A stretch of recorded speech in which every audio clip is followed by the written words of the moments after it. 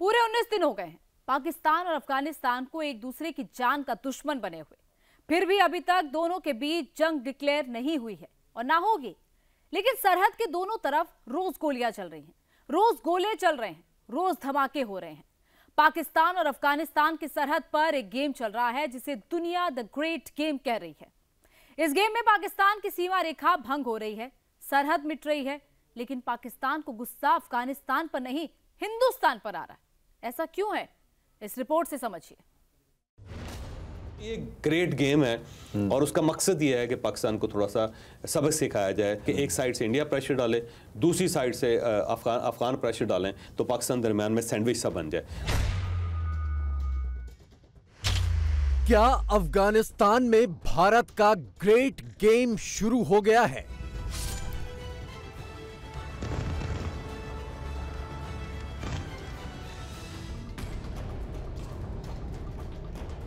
मेरा दिल फटता है कि अल्लाह हो क्या रहा है, लेकिन हार फिर भी हम नहीं मान रहे और ना वो मान रहे।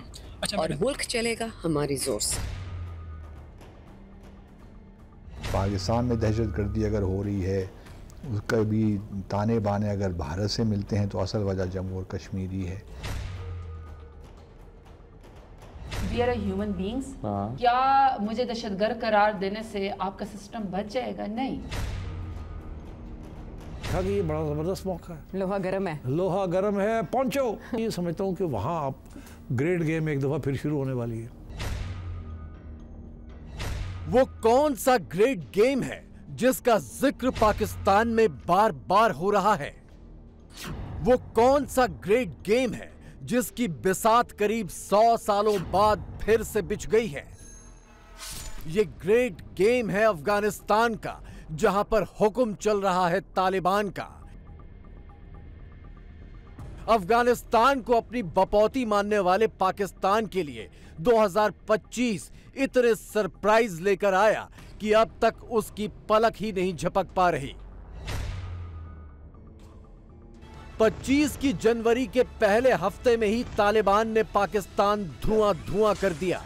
जिस तालिबान को पाकिस्तान ने गले से लगाकर रखा था, उसने ही पाकिस्तान की गर्दन दबोच ली। पाकिस्तान में यही हल्ला है कि इस ग्रेट गेम की बिसात मोदी ने बिछाई है।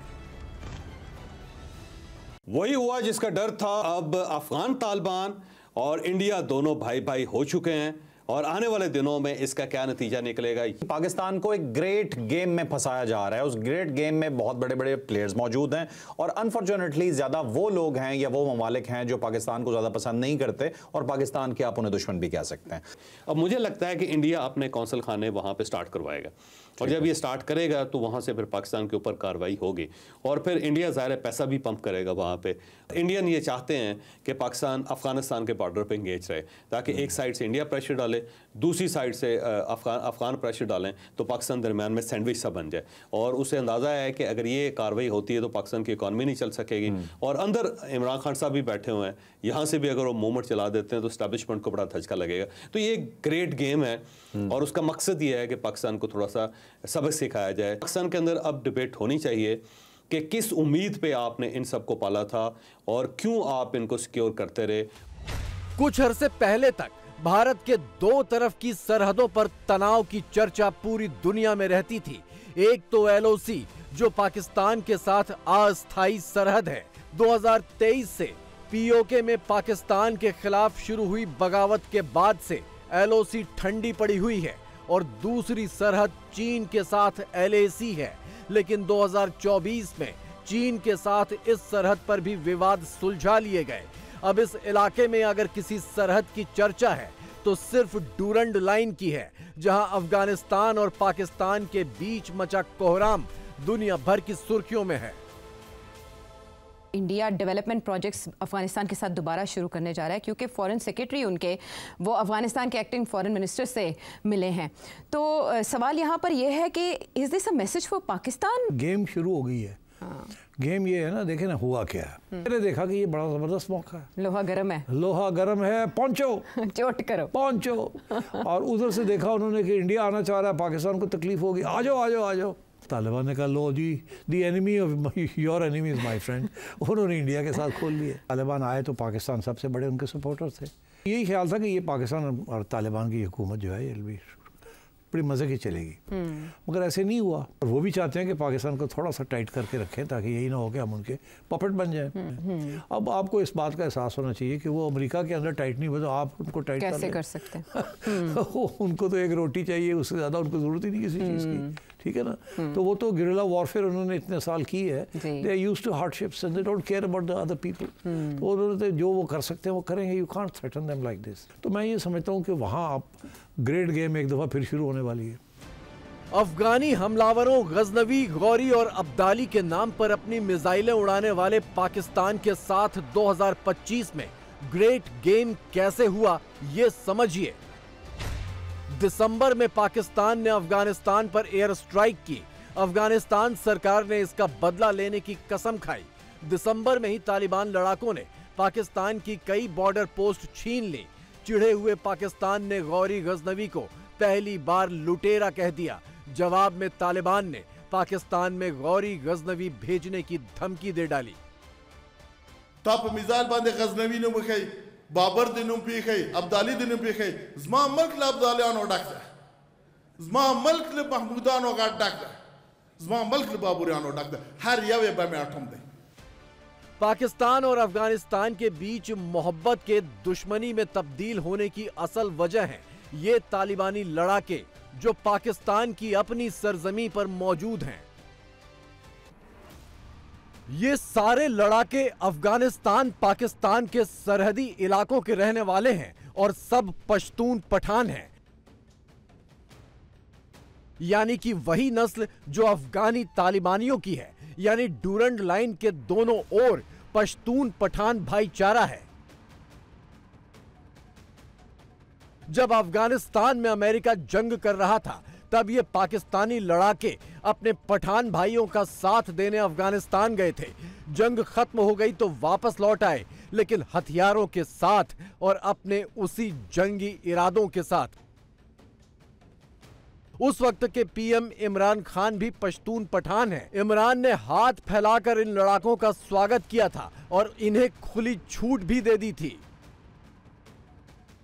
पाकिस्तान की जो सरजमीन है ना, उसे हम ये कह सकते हैं कि बागियों की सरजमीन है। वो कभी भी एक तो उन्होंने, आपने ये देखा कि अमेरिका से पहले अफगानिस्तान में रूस आया, वो अब किसी का कब्जा जो है वो अपने ऊपर तस्लीम नहीं करते और जंगजू तबीयत के लोग हैं। हमारी एक सरहद ऐसी है कि 2225 किलोमीटर की हमारी सरहद है अफगानिस्तान के साथ। इस सरहद पे हम लोग कभी भी आप ये कह लें कि जंग के जरिए अमन नहीं ला सकते। उन्हें मौत का खौफ नहीं है और उन्हें नुकसान का भी खौफ नहीं है। उन्हें ये नहीं है कि हम क्या, हमारा नुकसान क्या हो जाएगा, ऑलरेडी लॉस में चल रहे हैं। तो यही मामला है कि अफगानिस्तान का कुछ भी नहीं जाना, लेकिन हमारा बहुत कुछ चला जाना है। अब हमारी वो जो बाउंड्री लाइन है ना, हम जितना भी कह लें कि हमारी वो 100% सिक्योर है, वो नहीं है।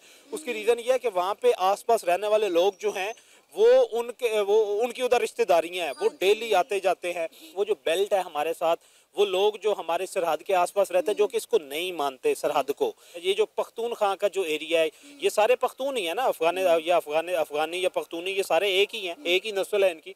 तो इनको हम लोग वेपन के जरिए डिप्रेस नहीं कर सकते, ना इनको क्रश कर सकते, ना दबा सकते। मुश्किल तब शुरू हुई जब इमरान की सरकार चली गई और फौज ने इन पाकिस्तानी तालिबानियों पर नकेल कसनी शुरू कर दी।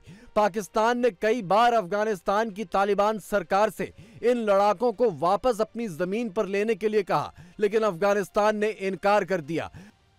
वहीं पाकिस्तानी फौज की सख्ती से खफा होकर टीटीपी ने फौज को निशाना बनाना शुरू कर दिया और हमलों के बाद डूरंड लाइन के दूसरी तरफ जाकर पनाह लेने लगे।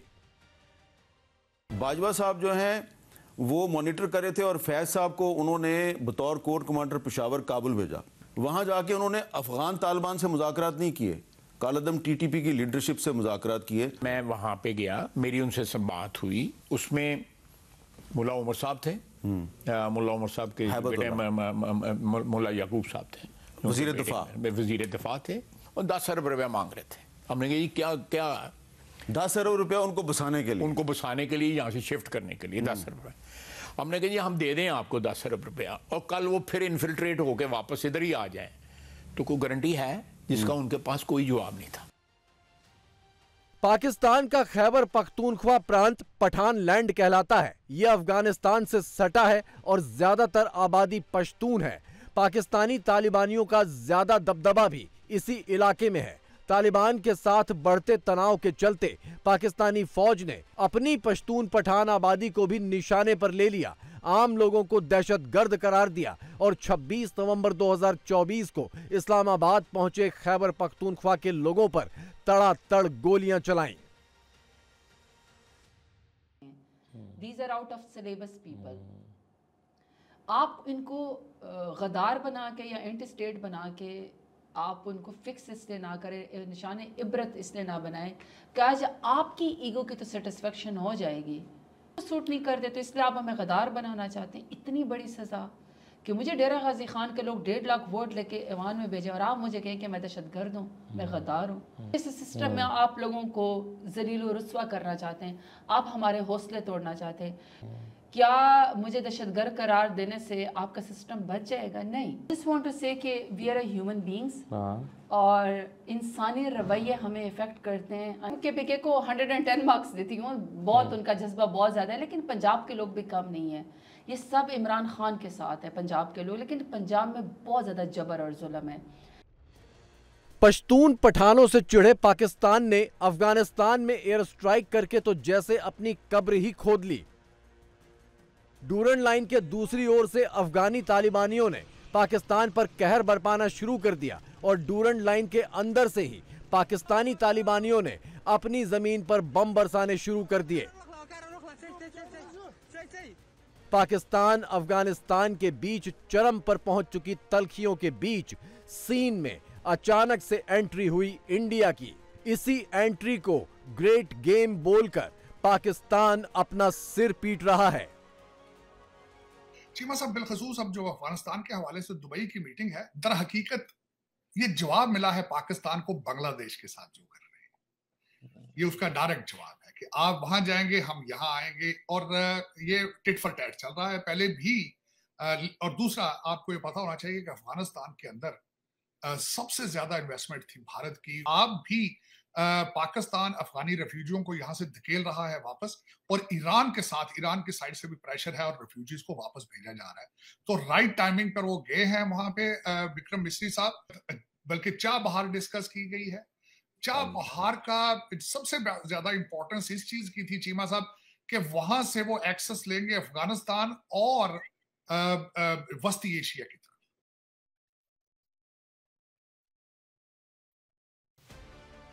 अफगानिस्तान और पश्तून पठानों के प्रति पाकिस्तान में रातों रात चढ़ी नफरत का आलम यह है कि पाकिस्तान में शरणार्थी के तौर पर रह रही अफगान महिलाओं को ढूंढ ढूंढ कर गिरफ्तार किया जा रहा है, कैदियों की वैन में भरकर बॉर्डर पर छोड़ा जा रहा है।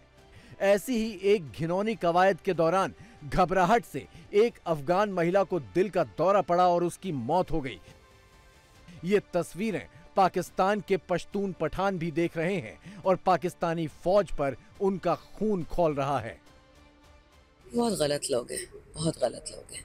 ये माजूरों को मरवाते हैं, ये मासूमों को मरवाते हैं। इनकी औकात ही कोई नहीं है, इनसे इनकी खदशों का कोई क्या करेगा। बी चौक में बेगुनाह पे गोलियां चलवा सकते हैं। I am sorry, they don't matter. दिल तो या ख्वाहिश तो नहीं है कि पाकिस्तान में मजीद तकलीफ गुजरे, लेकिन पाकिस्तान को जो हकीकी आज़ादी के लिए जदोजहद है वो एक सेकंड के लिए ख़त्म नहीं होगी। जितनी भी हम तकलीफ बर्दाश्त। दुश्मन नहीं, मेरा मुल्क है, मेरे लोग हैं। रही बात बाकियों की, मैं कुछ नहीं कह सकती। बॉर्डर पार, बॉर्डर अंदर, बॉर्डर बाहर मोटर्स आ रहे हैं, मोटर शेल्स आ रहे हैं, बच्चे मारे जा रहे हैं। मेरे सूबे में आग लगा दी है जब ये लोग आए, बदबख्त 3 साल हो गए। हलाल किया जा रहा है उनको, ज़िबा किया जा रहा है उनको। मेरा तो हर सुबह उठता है, मैं उठती हूँ, मेरा दिल फटता है कि अल्लाह हो क्या रहा है। लेकिन हार फिर भी नहीं, हम नहीं मान रहे और ना वो मान रहे। अच्छा, और मुल्क चलेगा हमारी जोर से। ये लोग अपने लिए भगवान और आका ढूंढते लेते। क्या कहा था ख्वाजा आसिफ ने, हम अमेरिका के वेंटिलेटर पे हैं, तो बस ठीक है फिर भुगतो। अपने भगवान बदलते रहते हैं, इनका तो बाबा गया ना बाइडन। दोनों तरफ से नफरत के हालात इस नहज तक पहुंच चुके हैं कि अफगानिस्तान के समर्थन में पाकिस्तानी तालिबान ने पाकिस्तान के न्यूक्लियर प्रोग्राम से जुड़े लोगों को अगवा कर लिया। ऐसे 18 लोग तालिबान के कब्जे में हैं। यानी तालिबान के इरादे अब पाकिस्तान और उसके न्यूक्लियर हथियारों को लेकर भी कतई नेक नहीं हैं।